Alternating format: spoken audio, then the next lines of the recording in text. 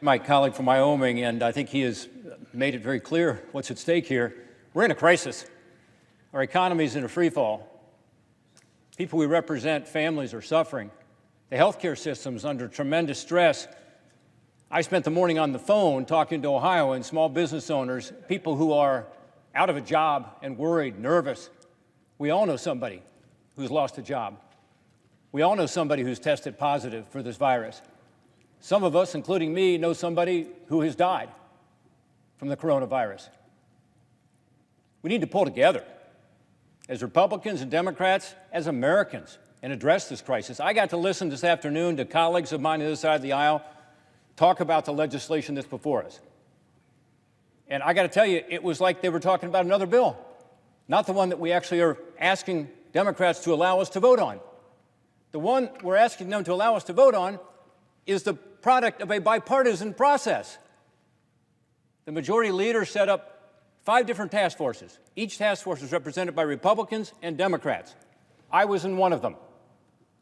2 Republicans, 2 Democrats. We sat down and we hammered out details. We took Democrat ideas, and they are represented in the legislation. So this process that we've gone through, very different, by the way, than what happened in the House with regard to the first bill. We've had an $8.3 billion health care bill. We've also had a Phase 2 bill, which is about $200 billion. It provided free testing, helped in terms of health care and paid leave. Now we have this bill that's $1.8 trillion. $1.8 trillion. That's about as big as our entire domestic discretionary spending that we approve here every year. And yet Democrats are saying it's not enough money. So the most charitable way to describe what the Democrats are asking for now, although Senator Brasso did a good job of laying out some of the outrageous demands that have come up that have nothing to do with coronavirus, but the most charitable way to say it is that they want more money. They want more money for states, they want more money for hospitals, they want more money for so many things. Guess what? There is $1.8 trillion in this bill, including billions of dollars, hundreds of billions of dollars for those purposes. If we find out in 3 weeks, in 6 weeks, in 2 months, we need to do more, we will.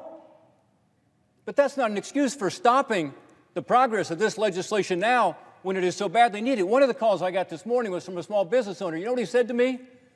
He said the same thing I'm sure all my colleagues are hearing, which is, I'm watching, I'm waiting, I don't want to pull the trigger and let my employees go. I started this business. I started it from scratch, and now I've got to see the prospect of these people who I know and love losing their job. I'm waiting. I'm waiting to see what you do today. The country's waiting. The markets are waiting. People are hurting. They're suffering, but they're waiting to see if we can get our act together and actually come up with something that helps them. And you know what? This legislation does exactly what all of us, I thought, wanted to do. 3 things. 1, help keep people at work. We want people to stay with their employer, have a job, have their health care, have their retirement. 2, help workers who, through no fault of their own, lose their job. This legislation does that. And 3, let's get this health care crisis under control. Let's slow the spread of the coronavirus. All 3 of those things are precisely what's in this legislation.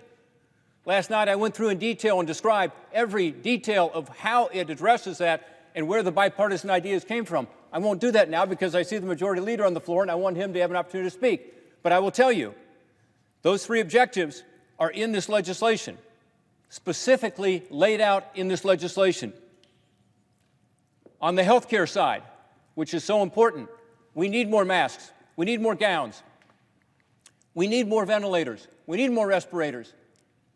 We need to have more testing and a system to track that. That's in this legislation. There's over $4 billion to CDC to do exactly that.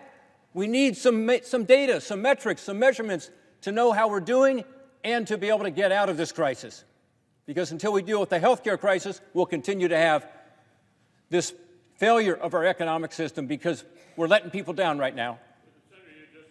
I would yield. Absolutely inaccurate descriptions I've heard from the other side as to what's in this legislation. In other words, that are blocking us moving forward, creating the procedural hurdles that Majority Leader just talked about, but also doing so by telling the American people, for instance, there's not enough in here for small businesses. My gosh, this is an unprecedented program for small businesses, something we've never done before.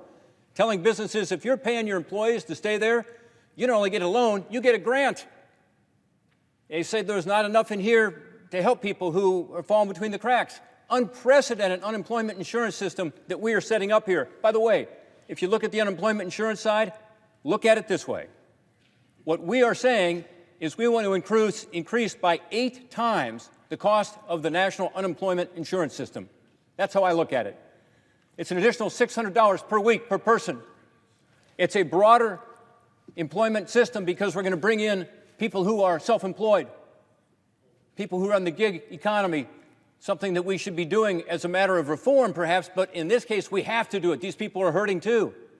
This is unprecedented, to provide people the ability who are low, moderate-income Americans to have wage replacement through unemployment insurance. That's never been done before. That's in this legislation. This is a rescue package. It's to help people weather this storm. It's to ensure that we have the ability to say to the people who are calling us and saying, please help us. Help is on the way. Are we going to solve every problem in this one bill? No, although $1.8 trillion goes a long way toward solving the problems. But we'll be back here again.